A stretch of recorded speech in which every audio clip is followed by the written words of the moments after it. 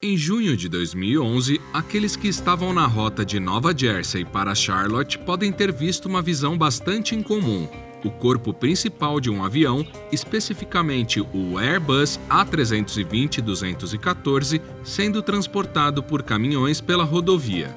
A mesma empresa também rebocou as asas do avião e sua parte traseira em uma jornada de 8 dias através de vários estados.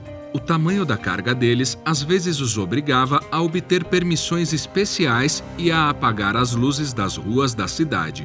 Você pode se perguntar por que eles fizeram tudo isso, além de enviar os motores do avião mais tarde em 6 grandes caixas. Você descobrirá em breve neste episódio de O Espetáculo de Infográficos, O Milagre no Hudson. O voo 1549 da US Airways abandonou a pista do aeroporto LaGuardia às 15h24 do dia 15 de janeiro de 2009, com 150 passageiros e 5 tripulantes. No comando estava o capitão Chelsea Sullenberger, mais conhecido como Sully, e ao lado dele estava Jeff Skiles, seu copiloto, que acabara de completar seu treinamento na aeronave que voavam. As transcrições de sua conversa no cockpit nos minutos que se seguiram revelaram uma conversa bastante mundana, incluindo Sully admirando a bela paisagem. Embora estivessem em um frio de -6 graus Celsius, havia algo mágico nas águas cintilantes do rio Hudson lá embaixo. Mas, apesar das aparências, o voo em breve tomaria um rumo desastroso. O Airbus de 68 mil quilos alcançou uma altitude de 700 pés, 210 metros, a 370 km por hora e às 3h26, Sully entrou em contato com o controle de tráfego aéreo para a liberação para poder subir ainda mais. Um minuto depois, estava a 3.000 pés, 914 metros e voava acima do Bronx, a 402 km por hora, quando, de repente, um bando de gansos canadenses voando a apenas 80 km por hora apareceu do nada. Vendo os gansos, Sully gritou. Não muito tempo depois, Skiles xingou. Aqueles no avião descreveriam os sons dos 4 pássaros de 3,6 kg sendo sugados pelos motores CFM56-5B como semelhantes aos sapatos em uma secadora. Das janelas da cabine, os passageiros podiam ver os motores pegando fogo. Então, enquanto o calor cozinhava os restos liquefeitos dos pássaros ou roncava, a cabine se enchia com o cheiro de carne queimada. O motor esquerdo falhou primeiro, seguido pelo da direita. Quase imediatamente, o avião ficou ensurdecedor e terrivelmente silencioso. Horrorizados, os passageiros gritaram enquanto outros choravam e muitos começaram a orar.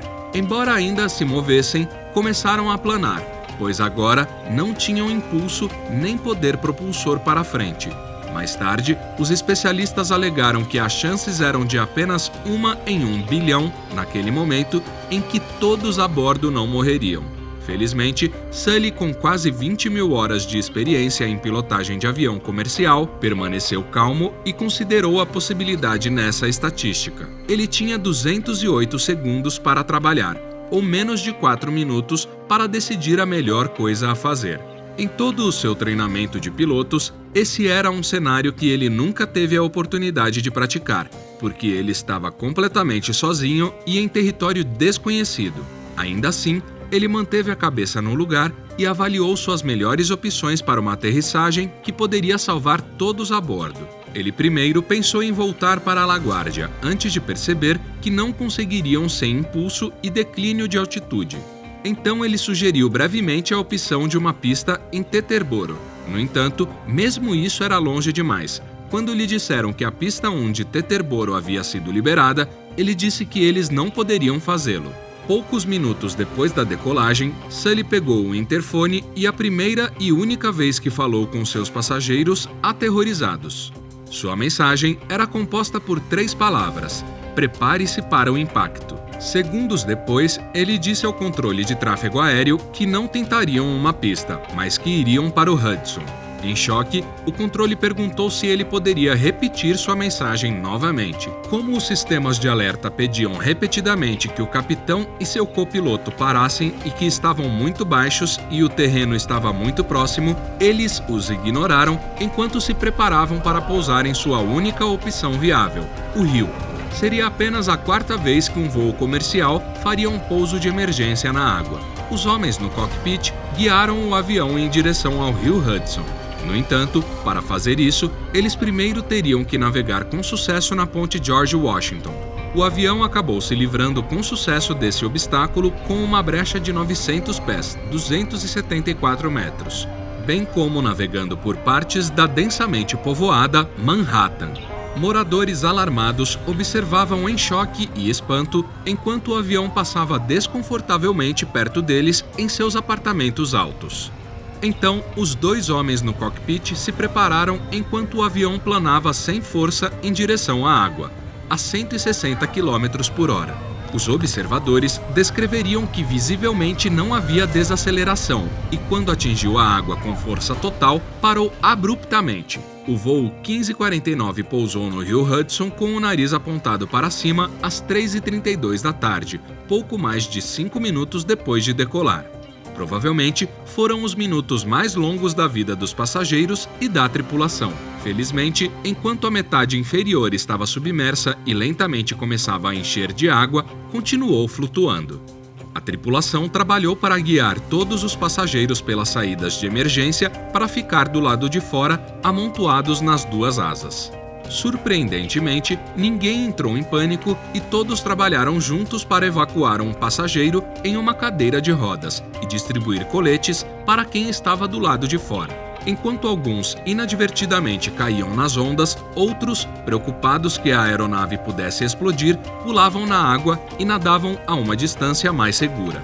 Antes de sair, o capitão Sullenberger fez questão de percorrer o avião inteiro 2 vezes para garantir que ninguém fosse deixado para trás. Apenas 3 minutos depois que o avião atingiu a água, chegou a primeira balsa de resgate. Enquanto isso, barcos e balsas adicionais começaram a se aproximar dos muitos passageiros que se alinhavam nas asas ou estavam na água tremendo incontrolavelmente. Nas condições atuais, o frio estava afetando as pessoas extremamente rápido. Todos foram resgatados e em tempo recorde.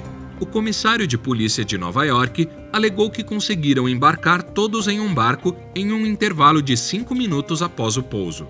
Notavelmente, nenhuma pessoa morreu. Isso ocorreu devido à habilidade do piloto misturada com um pouco de sorte. Muitas balsas, às 3h30, estavam se preparando para a hora mais movimentada do dia e estavam prontas e disponíveis para ajudar no resgate. Dito isso, a água ainda estava vazia o suficiente para que nenhuma balsa, navio-tanque ou barcaça estivesse flutuando no caminho enquanto o avião tentava pousar. Normalmente, uma das vias navegáveis mais movimentadas do mundo, o rio Hudson ter áreas completamente livres de obstáculos era muito estranho.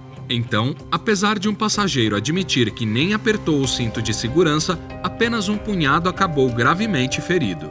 Mas foram tratados por ferimentos leves ou hipotermia. O prefeito de Nova York rapidamente se adiantou para compartilhar que Sully fez um trabalho maravilhoso. Foi uma façanha da mais alta precisão e alguns afirmaram que 1 metro ou menos de um jeito ou de outro poderia ter resultado em um final muito diferente.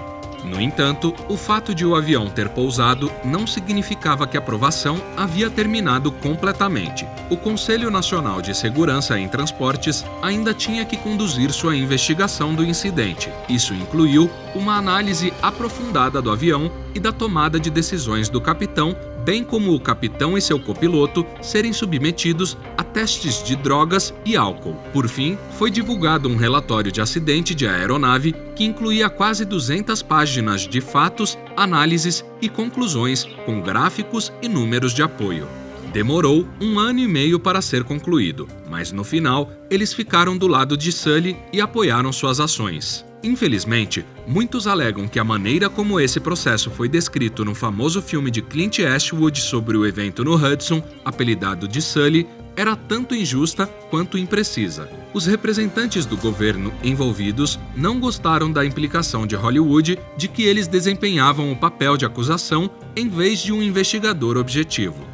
Como o líder do processo colocou, eles não eram a Gestapo ou a KGB, mas os mocinhos tentando entender o que aconteceu e limitar as chances de isso acontecer novamente. Eles fizeram perguntas, muitas eram pessoais, às vezes até desconfortáveis durante a investigação que durou 18 meses. Mas isso é apenas para entender completamente o que aconteceu, por quê e quando. Como consequência, o Sullenberger da vida real, retratado no filme por Tom Hanks, solicitou que os nomes reais dos investigadores do filme fossem alterados.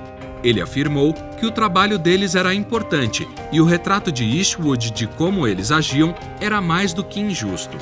Infelizmente, isso pode ter sido prejudicial, além de mostrar o governo trabalhando contra os melhores interesses dos pilotos e de seus passageiros, em vez de com e para eles. Sully, por outro lado, foi bem interpretado e com precisão. Ele realmente era o piloto silencioso e brilhante que Tom Hanks interpretara. E a princípio, Sully, que preferia manter-se sozinho, ficou bastante impressionado com sua fama da noite para o dia. Com o tempo, ele viu isso menos como um fardo, em vez disso, viu como uma oportunidade para educar os outros e chamar a atenção para a segurança da aviação. Ele continuou a fazer uma diferença positiva, pois há espaço para melhorias em muitas áreas. Além disso, há sempre a possibilidade de outros pássaros voltarem a atingir outro avião. Acredite ou não, os pássaros costumavam causar problemas aos aviões, mesmo antes do pouso não planejado em 2009 em Hudson, e ainda continuam a representar uma ameaça em potencial.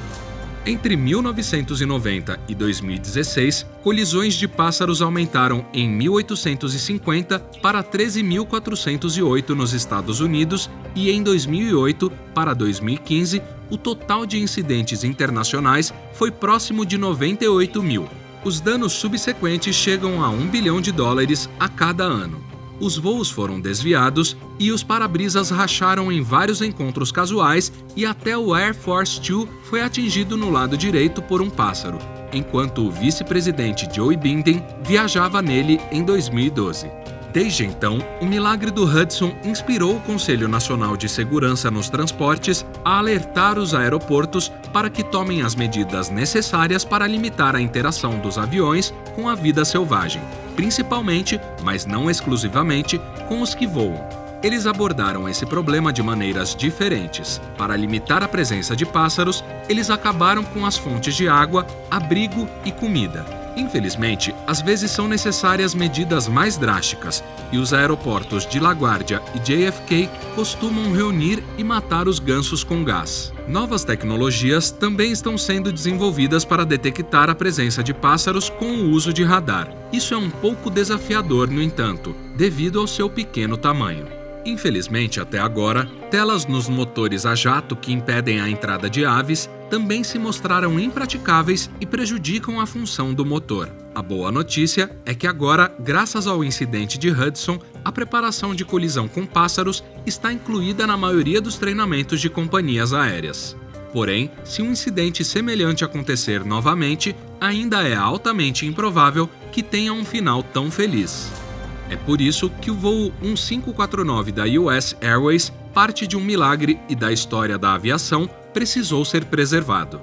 E por que contratar vários caminhões de mesa para transporte além das fronteiras estaduais? Depois de mais de uma semana de viagem a Charlotte, o avião foi remontado. Isso exigiu os esforços dos voluntários de companhias aéreas americanas, além dos representantes da Airbus, Hunter Recker, Freeman Ryan Design e Disaster One. Os estudantes de engenharia da Universidade do Norte da Carolina de Charlotte também fizeram sua parte, projetando um estande para mantê-lo no lugar. Com a cauda quase em contato com o teto, é uma presença monstruosa na sala do Museu da Aviação em que é exibida. É um lembrete de que, diante de um desastre iminente, ainda devemos nos esforçar para dar o melhor de nós e que podemos simplesmente realizar o aparentemente impossível. Qual foi a coisa mais assustadora que já aconteceu com você em um avião? E você ainda gosta de voar? Conte para a gente saber nos comentários. Obrigado por assistir e, como sempre, não se esqueça de curtir, compartilhar e se inscrever. Vejo você no próximo vídeo.